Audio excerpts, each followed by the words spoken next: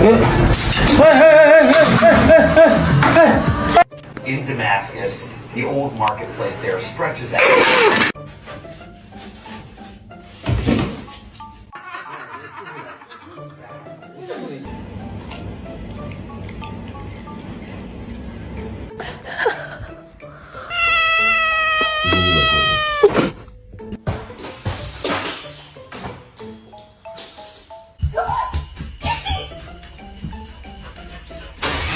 Don't buy suction cup toys for your dog.